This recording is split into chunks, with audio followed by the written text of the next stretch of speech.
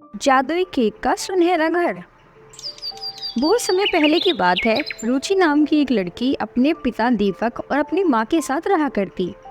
रुचि के साथ उनकी दादी भी रहा करती थी, जिनसे रुचि बहुत प्यार करती। रुचि हमेशा अपनी दादी के साथ खेला करती। एक दिन की बात है, रुचि अपनी माँ और पिता के साथ कहीं जा रही होती है, लेकिन रास्ते में उनका एक्सीडेंट हो जाता है, जिसमें रुचि और उसके पिता तो बच जाते हैं, लेकिन रुचि की माँ की मौत हो जाती है। माँ को खो देने के बाद अब रुचि ने खाना पीना भी बंद कर दिया था और धीरे धीरे वह बीमार होती जा रही थी, जिसे देखकर उसके पिता को उसकी बहुत चिंता होने लगी। एक दिन वो रुचि की दादी से बोलते हैं, माँ, मैं अब क्या करूं? रुचि की माँ तो वापस नहीं आ सकती ना, लेकिन रुचि को मैं कैसे समझाऊं? दादी भी रुचि की इस हालत को लेकर बहुत दुखी थी।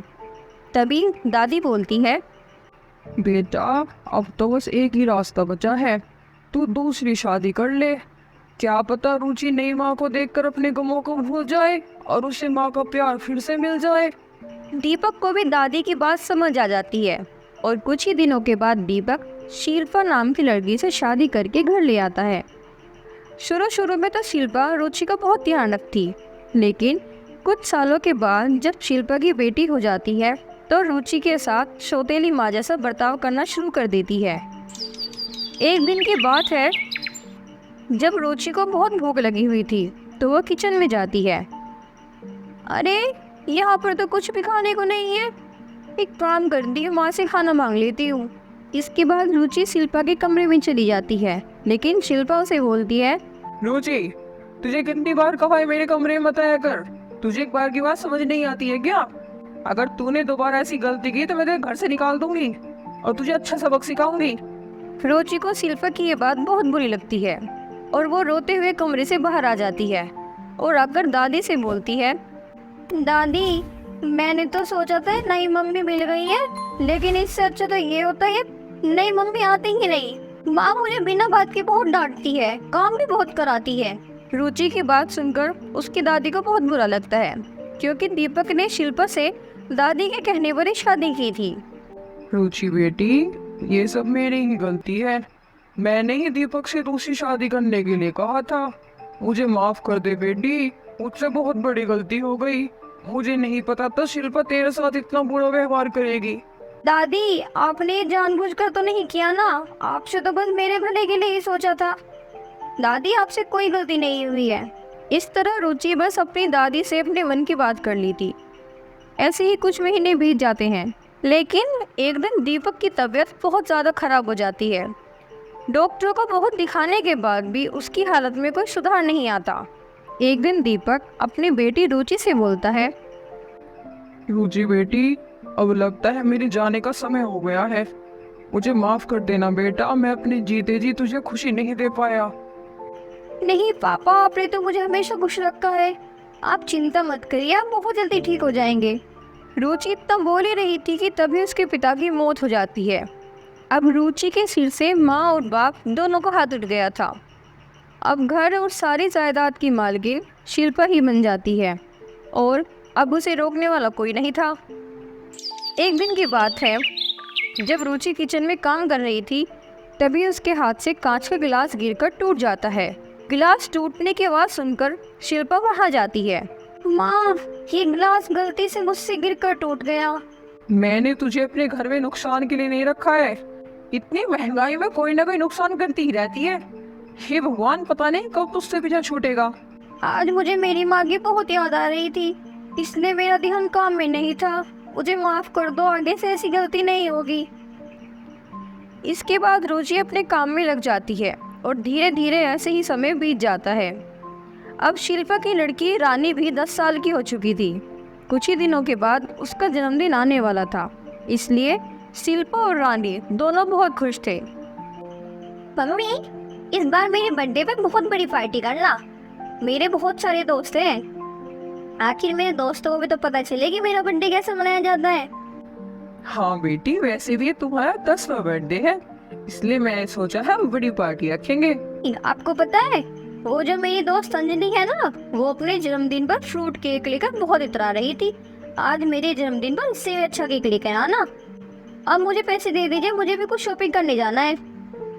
ये लो बेटी पैसे, जी भर कर शॉपिंग कर, जितने पैसे चाहिए बता देना। रुचि दोनों माँ बेटी की बातें किचन में खाना बनाते हुए सुन रही थी। ये सब सुनकर रुचि उदास हो जाती है, क्योंकि रानी के बर्थडे के 3 दिन बाद उसका भी बर्थडे था।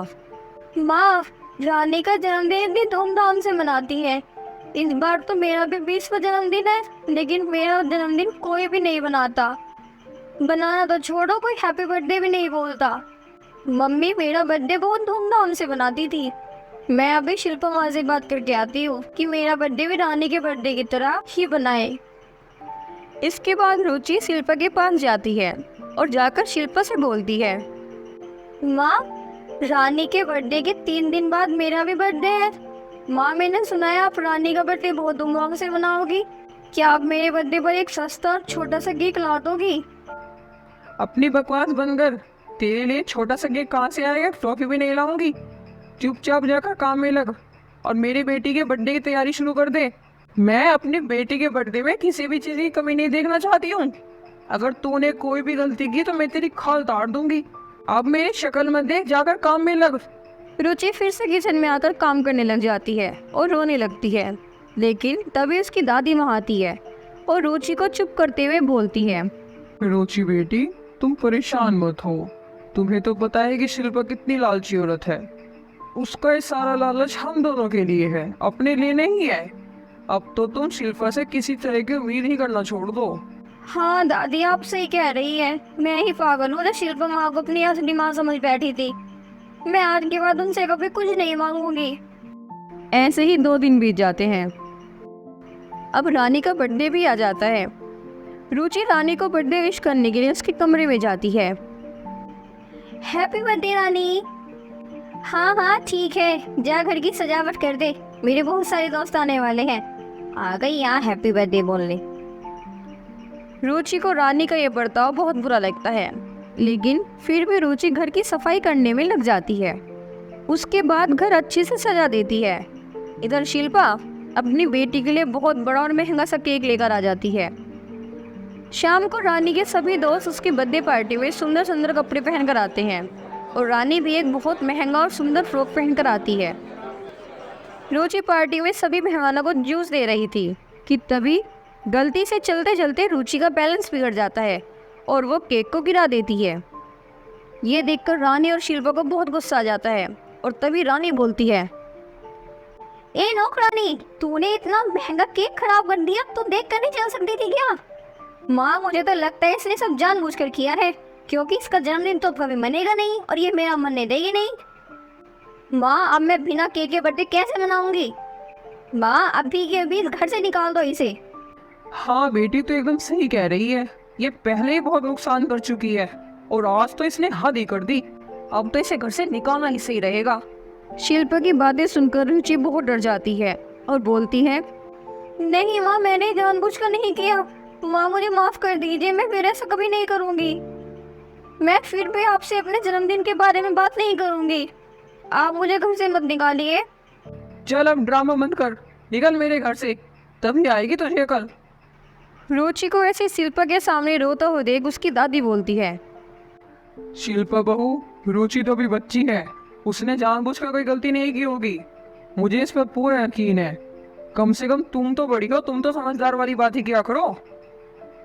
बहू, तुम इसे घर से मत निकालो, भला ये कहाँ जाएगी? इसका है कौन इस दुनिया में हमारे सिवा? तू चुप कर बुढ़िया, वरना तुझे भी घर से निकाल दूंगी। आई बड़ी मुझे गलत सही समझाने वाली। शिल्पा के इस बर्ताव के सामने रुचि की दादी भी कुछ नहीं कर सकती थी। इसके बाद रुचि के बहुत गिड़गिड़ाने के बाद शिल्पा को रुचि पर तरस नहीं आता और वो उसे घर से निकाल देती है। रुचि रोते हुए जंगल की ओर चल देती है। कहीं जंगल में बैठकर रोने लगती है और रोते हुए अपने आप से बोलती है, माँ, आप मुझे छोड़कर क्यों चली गई? अब आप ही बताओ, मैं कहाँ जाऊँ, क्या करूँ? आप तो मुझे बचपन में ही छोड़कर चली गई, अब मेरा कोई सहारा भी नहीं है। माँ, अब मुझसे कोई प्यार नहीं करता। शिल्पा माँ ने मुझे हाथ पकड़कर घर से निकाल दिया। दादी को भी कितना भला बुरा कहा। अब मैं क्या करूँ? माँ, मेरी मदद करो। रुचि वहीं बैठी रो ही रही थी कि तभी उसकी माँ वहाँ प्रकट हो जाती है और बोलती है, बेटी, तुम रोना बंद करो, देखो मैं आ गई। रुचि अपनी माँ को देखकर हैरान हो जाती है। उसे यकीन नहीं हो रहा था कि इसकी माँ सचमुच इसके सामने खड़ी है। माँ इतने दिन कहाँ थी, आप पहले क्यों नहीं आई? लेकिन माँ बाप आप आ गई हैं तो मैं आपको कहीं नहीं जाने दूंगी। नहीं बेटी, मैं जिंदा नहीं हूँ, मैं एक आत्मा हूँ। मैं इस जंगल में रहती हूँ। मैंने जब तुम्हें परेशान देखा तो मैं तुम्हारी मदद करने के लिए यहाँ आई हूँ। बताओ बेटी, तुम यहाँ बैठ कर क्यों रो रही हो? फिर रुचि अपनी माँ की सारी बातें उसे बता देती है, जिसे सुनकर उसकी माँ को बहुत दुख होता है और वो बोलती है, बेटी तुम चिंता मत करो, अब मैं आ गई हूँ ना, मैं सब ठीक कर दूंगी। आज के बाद तुम्हें घर में जाने की कोई जरूरत नहीं होगी। इतना बोलकर ही रुचि की माँ वहाँ एक जादुई गोल्डन केक का घर प्रकट कर देती है और बोलती है, रुचि, ये एक जादुई सुनहरे केक का घर है। इस घर के अंदर तुम्हें सारी सुख सुविधाएं मिलेंगी। तुम इस घर के अंदर जाओ और आराम से रहो। जब भी तुम्हें किसी चीज की जरूरत हो तो तुम इस जादुई केक के घर से मांग लेना। ये तुम्हें हर चीज दे देगा और उसकी मदद से तुम अपनी जरूरतमंदों की मदद भी कर पाओगी। इतना कहकर रुचि की माँ फिर से गायब हो जाती है। रुचि जादुई केक के घर के अंदर चली जाती है। उस घर के अंदर जरूरत की सारी चीज पहले से ही मौजूद थी। अब रुचि को किसी भी चीज की जरूरत होती तो वो जादुई केक से मांग लेती। अब वो खुशी खुशी इस घर में रहने लगी। लेकिन उसके बाद रुचि को अपनी दादी का ख्याल आता है। अरे, मैं तो दादी को भूल ही गई थी। पता नहीं दादी वहाँ अकेले कैसे रह रही होंगी। पता नहीं शिल्पा माँ उन्हें सही से खाना देती भी होगी या नहीं। मुझे दादी को भी ये खिलाना चाहिए। इसके बाद रुचि जादुई सुनहरे केक से अपनी दादी को अपने साथ लाने के लिए निकल जाती है। और जैसे ही वो घर पहुंचती है तो शिल्पा उसे देखकर बोलती है, तेरी इतनी हिम्मत कि तू दोबारा वापस आ गई? मैं ना यहाँ रहने आई हूँ, न ही आपसे कुछ मांगने आई हूँ। मैं तो केवल अपनी दादी को अपने साथ ले जाने के लिए आई हूँ। आप मेरी दादी को बुलवा दो, फिर हम कभी दोबारा आपके यहाँ पर नहीं आएंगे। आज तो तेरी जुबान बहुत चल रही है। अब क्या अपनी दादी को भी सड़क पर रखेगी? इसके बाद शिल्पा दादी को बुला देती है। रुचि अपनी दादी को लेकर वहाँ से चली जाती है और जादुई सुनहरे केक के घर में पहुँचने के बाद दादी रुचि से पूछती है, रुचि, ये इतना बड़ा घर किसका है? मुझे तो ये कोई जादुई घर लग रहा है। हाँ दादी, ये एक जादुई केक का घर है। ये मुझे मम्मी ने दिया है। इस घर में आप कुछ भी मांग सकती हो। अब हमें किसी की जुल्म सहने की कोई जरूरत नहीं होगी। आज से हम दोनों इसी घर में रहेंगे। इसके बाद दोनों दादी पोती उस घर में खुशी खुशी से रहने लग जाती है। लेकिन शिल्पा की बेटी रानी पीछा करते हुए उसके घर का पता लगा देती है और जाकर अपनी माँ से बोलती है, माँ, उस रुचि के बच्चे के पास एक जादुई घर है। अब तो वो हमसे ज्यादा अमीर हो गई है। माँ, हमें उससे वो घर छीन लेना चाहिए। जादुई घर? तो ठीक कह रही है बेटी। मैं उस नौकरानी को अपने से ज्यादा अमीर नहीं होने दे सकती। हम दोनों आज ही रुचि को उस घर से निकाल देंगे और उस पर कब्जा कर लेंगे। फिर मैं उस नौकरानी को नौकरानी ही बढ़ा दूंगी। दोनों माँ बेटी रुचि के जादुई सुनहरे घर के पास पहुंच जाती हैं। लेकिन जैसे ही वे दोनों घर के अंदर जाने की कोशिश करती हैं तो दरवाजे पर इन्हें बिजली के झटके लगने लगते हैं। अरे मम्मी, ये तो बिजली के झटके देती है। चलो यहाँ से, वरना मारे जाएंगे। तुम दोनों को क्या लगा था कि मैं तुम्हें रुचि को नुकसान पहुंचाने दूंगा? दोनों यहाँ से भाग जाओ, वरना मैं तुम्हारी जान ले लूंगा। ये सुनकर दोनों माँ बेटी डर जाती हैं और वहाँ से हमेशा के लिए चली जाती हैं। इस तरह रुचि और उसकी दादी खुशहाल जीवन जीने लगती है। यहीं पर हमारी कहानी खत्म हो जाती है। अगर आपको हमारी कहानी अच्छी लगी हो तो हमारी वीडियो को लाइक करना और ऐसे ही जादुई कहानी देखने के लिए हमारे चैनल को सब्सक्राइब करना।